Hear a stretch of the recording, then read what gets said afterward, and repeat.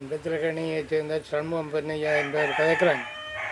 ஐயா என்ன பிரச்சனைன்னு சொன்னால், எங்களில் சொந்த காணியான வெட்டுக்காடு இதில் நாங்கள் 90ஆம் ஆண்டு இடம்பெயர்ந்தா போல் இராணுவம் அவ்வளவும் மண் தோண்டி இப்போ நாங்கள் அந்த வயலை செய்ய பண்ண முடியாமல் இருக்கிறோம். ஆன முறையில் நீங்கள் அதுக்கு ஏதாவது உங்களால் செய்யக்கூடிய உதவியை எங்களுக்கு செய்தபடி உங்கள்கிட்ட நாங்கள் கேட்டுக்கொள்கிறோம். மண்ணை நீங்கள் நிலவை தந்தாலும் சரி, இல்லை வேறு இடத்துல எங்களுக்கு அதுக்கு உரிய காணியை தந்தாலும் சரி, இல்லைன்னு சொன்னால் இவ்வளோ காலம் நாங்கள் இப்போ 2004ஆம் ஆண்டு இடம் மீள் குடியேற்றப்பட்டது. அதில் இருந்து மற்ற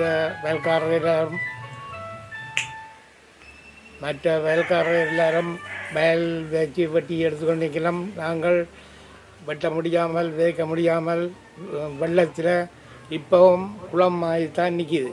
ஆன முறையில் எங்களுக்கு இந்த உதவியை செய்து தரும்படி உங்களை தாழ்மையுடன் கேட்டுக்கொள்கிறேன். சம்பவம் தொடர்பாக விவசாய திணைக்களத்திற்கு அறிவித்தீர்களா? அறிவித்தும் அதுக்கான ஆட்சேபனை இன்னும் முடிவெடுக்க.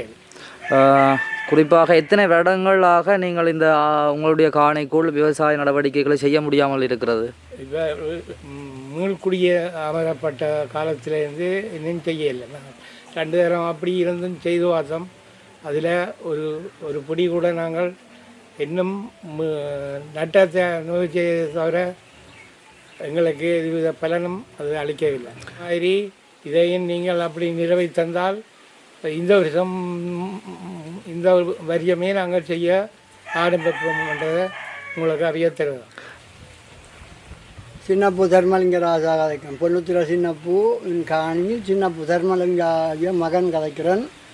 எங்களுடைய காணி நாங்கள் காலங்காலமாக விதைத்து பயிர் செய்து அதால் ஒரு பிரயோஜனம் அடைஞ்சு வந்தோம். தற்போது எங்களில் காலநிலை இடம்பெயர்வால் நாங்கள் இடம்பெயர்ந்து வேறு இடம் சென்றதன் பின்பு அந்த நிலத்திலே உள்ள உரிமை மண் எல்லாத்தையும் ஆறு எடுத்தவையோ எங்களுக்கு தெரியாது. இராணுவம் எடுத்ததோ இல்லை வேறு யாரும் எடுத்ததோ தெரியாது. இப்போ நாங்கள் வரும்போது அந்த நிலம் ஒரே தண்ணி உள்ள இடமாக தான் இருக்குது. எப்படியோ நாங்கள் அதில் பயிர் செய்யலாம். எங்களில் வாழ்வாதாரம் அதை விதைத்துத்தான் நாங்கள் எங்களை குடும்பங்களை காப்பாற்றுறோம். ஆனால் இந்த நிலையில் இப்போ தற்போதுள்ள நிலைமையில் நாங்கள் அதில் தொழில் செய்யக்கூடியதாக இல்லை. ஒரு சாதாரணமாக எங்களுக்கு ஒரு 10-12 பேற்ற காணி அப்படியே ஒட்டுமொத்தமாக உள்ள காணிகள் எல்லாத்தையும் அள்ளுப்பட்டு எங்கள் ஏஜுவாக இருந்தால் ஈயாக இருந்தால் ஆரண்டாலும் இந்த இதை கருத்தில் கொண்டு எங்களுக்கு எங்களில் வாழ்வாதாரம் செய்வதற்கு